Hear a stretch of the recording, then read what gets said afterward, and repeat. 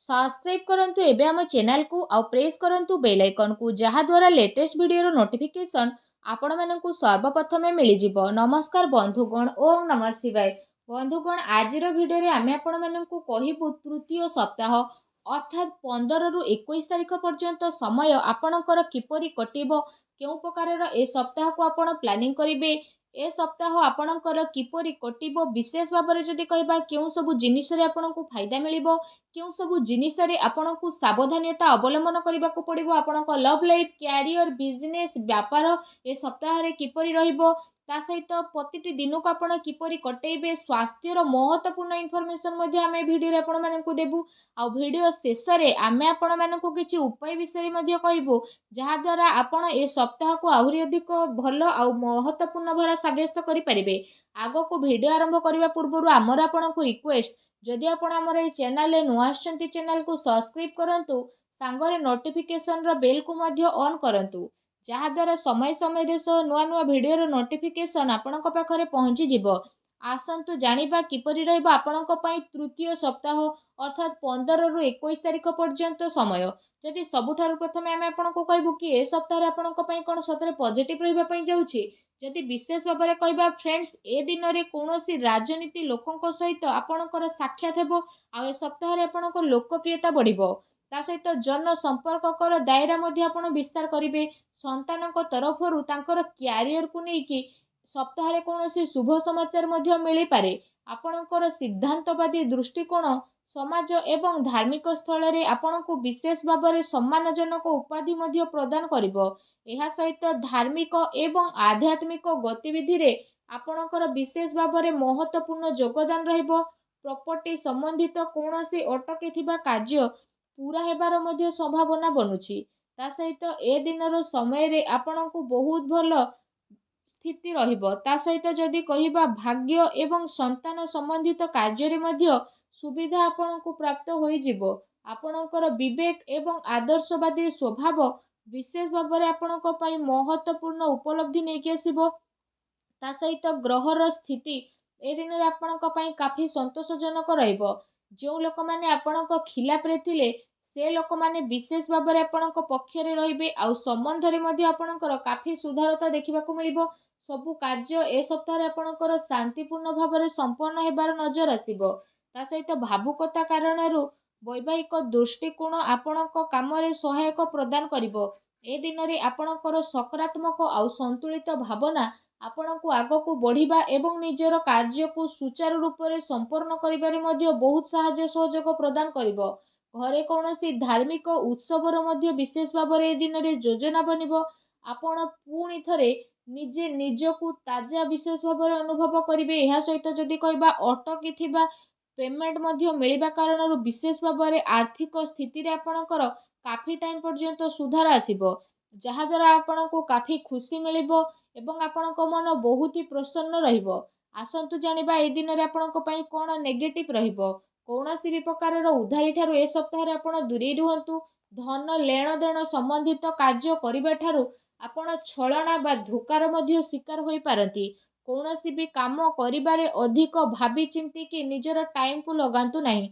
एहा द्वारा समय आपणक हातरू बाहरी मध्ये जाई पारे। सामाजिक संपर्क को मधुर बनाई के रखिबार अति आवश्यकता रहिछि, कारण केबे केबे किछि नकारात्मक पुरुणा कथा पुणी थरे मध्ये उठी पारे, जहा द्वारा जदि कहबा आपण निजर मनोबल रे काफी टाइम पर्यंत कमी अनुभव करिवे। निजर स्वभाव को पॉजिटिव बनै कि आपण रखंतु।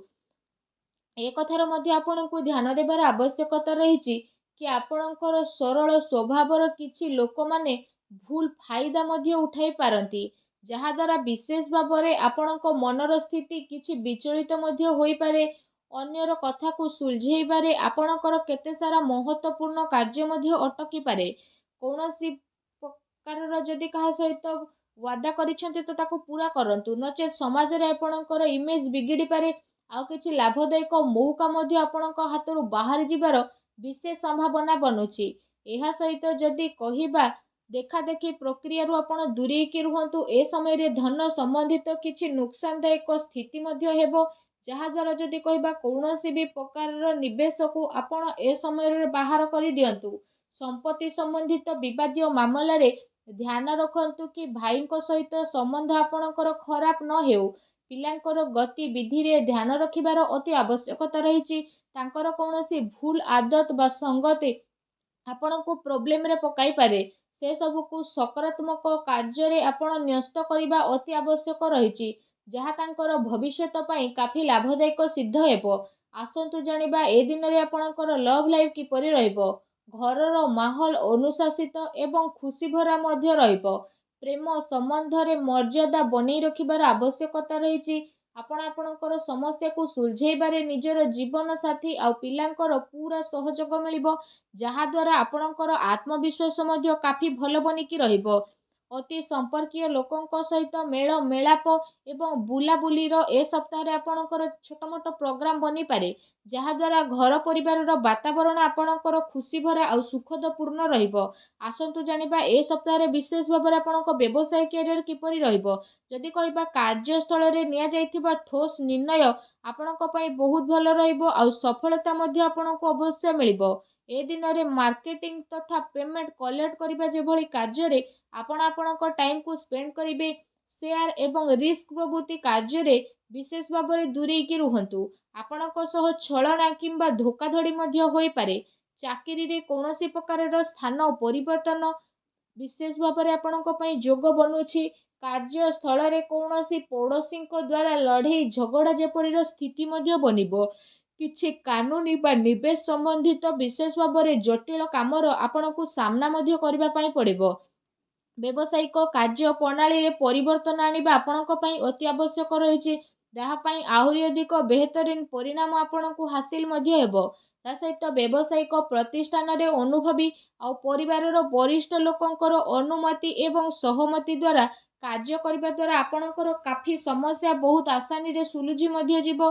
ଧନ ଲେଣଦେଣ ସମ୍ବନ୍ଧିତ କାର୍ଯ୍ୟରେ ଅଚାନକ କୌଣସି ଲାଭଦାୟକ ସ୍ଥିତି ମଧ୍ୟ ଆପଣଙ୍କର ବନିବ, ଯାହାଦ୍ୱାରା ଆପଣଙ୍କୁ କାଫି ଖୁସିର ଅନୁଭବ ହେବ। କାର୍ଯ୍ୟକ୍ଷେତ୍ରରେ ଯାହା ଆପଣ ପରିବର୍ତ୍ତନ ସମ୍ବନ୍ଧିତ ଯୋଜନା ବନଉଥିଲେ, ତ ସେସବୁ ଉପରେ ରାଜ କରିବାର ଉଚିତ ସମୟ ଏବେ ଆସିନାହିଁ। ଏ ସମୟରେ ଆପଣ ନିଜର ଅଧିକତମ କାର୍ଯ୍ୟ ଊର୍ଜା ନିବେଶରେ ଲଗାନ୍ତୁ। ବର୍ତ୍ତମାନର ଗତିବିଧିରେ ଆପଣ ନିଜର ଧ୍ୟାନ କେନ୍ଦ୍ରିତ କରନ୍ତୁ। ଏହା ଆପଣଙ୍କ ପାଇଁ ବହୁତ ହି ଭଲ ରହିବ। ଆସନ୍ତୁ ଜାଣିବା ଆପଣଙ୍କର ସ୍ୱାସ୍ଥ୍ୟ ଏ ସପ୍ତାହରେ କିପରି ରହିବ। ଯଦି କହିବା ଏ ସପ୍ତାହରେ ଆପଣଙ୍କ ସ୍ୱାସ୍ଥ୍ୟ ବହୁତ ଭଲ ରହିବ, କିନ୍ତୁ ପୁଣି ଦିନଚର୍ଯ୍ୟାକୁ ବ୍ୟବସ୍ଥିତ ବନେଇକି ରଖିବା ଆପଣଙ୍କ ପାଇଁ ଅତି ଆବଶ୍ୟକତା ରହିଛି। ଏହା ପାଇଁ ଆପଣ ଆପଣଙ୍କର ଖାଦ୍ୟପେୟରେ ଧ୍ୟାନ ଦିଅନ୍ତୁ। ତା ସହିତ ଆପଣ ଆପଣଙ୍କ ସ୍ୱାସ୍ଥ୍ୟକୁ ଆହୁରି ଅଧିକ ଭଲ ରଖିବା ପାଇଁ ପ୍ରତ୍ୟେକ ଦିନ ଯୋଗ କରନ୍ତୁ, ବ୍ୟାୟାମ କରନ୍ତୁ ଏବଂ ସୁସ୍ଥ ରୁହନ୍ତୁ। ଆସନ୍ତୁ ଜାଣିବା ଏ ସପ୍ତାହରେ ଆପଣଙ୍କ ପାଇଁ କ'ଣ ବିଶେଷ ଉପାୟ ରହିଛି। ଏ ସପ୍ତାହରେ ବିଶେଷ ଭାବରେ ମା ଲକ୍ଷ୍ମୀଙ୍କର ପୂଜା ଆରାଧନା କରନ୍ତୁ, ଛୋଟ ପିଲାଙ୍କୁ ଚକୋଲେଟ୍ ଦିଅନ୍ତୁ, ସାବୁଦାନାର କ୍ଷୀରି ବନାନ୍ତୁ। ତା ସହିତ ସେ କ୍ଷୀରିରେ ଆପଣମାନେ ଚିନି ବଦଳରେ ମିଶ୍ରି କରନ୍ତୁ। ଆଉ କ୍ଷୀରି ଯେତେବେଳେ ପ୍ରସ୍ତୁତ ହୋଇଯିବ, ତ ସେଥିରେ ଆପଣ ଅଳ୍ପ ଟିକେ କେଶର ପକାନ୍ତୁ। ଆଉ ତାପରେ ଆପଣ ସେ କ୍ଷୀରିକୁ ସବୁଠାରୁ ପ୍ରଥମେ ମା ଲକ୍ଷ୍ମୀଙ୍କ ପାଖରେ ଭୋଗ ଲଗାନ୍ତୁ। ଏହାପରେ ଆପଣ ସେ କ୍ଷୀରିକୁ ମା ଲକ୍ଷ୍ମୀଙ୍କ ସମର୍ପଣ କରିକି ଗରିବ ଲୋକଙ୍କ ଭିତରେ ବାଣ୍ଟି ଦିଅନ୍ତୁ। ଏପରି କରିବା ଦ୍ୱାରା ମା ଲକ୍ଷ୍ମୀ ବହୁତ ଶୀଘ୍ର ପ୍ରସନ୍ନ ହେବେ ଏବଂ ଆପଣଙ୍କର ସମସ୍ତ କଷ୍ଟକୁ ଦୂର କରିବେ। ମା ଲକ୍ଷ୍ମୀଙ୍କୁ ଭଲ ପାଉଥିଲେ ସଚ୍ଚା ଦିଲରେ କମେଣ୍ଟ ବକ୍ସରେ ଜୟ ମା ଲକ୍ଷ୍ମୀ ଅବଶ୍ୟ ଲେଖନ୍ତୁ ଓ ଭିଡ଼ିଓକୁ ଲାଇକ୍ ଆଉ ସେୟାର କରିବା ପାଇଁ ଆଦୌ ବି ଭୁଲନ୍ତୁ ନାହିଁ। ଧନ୍ୟବାଦ।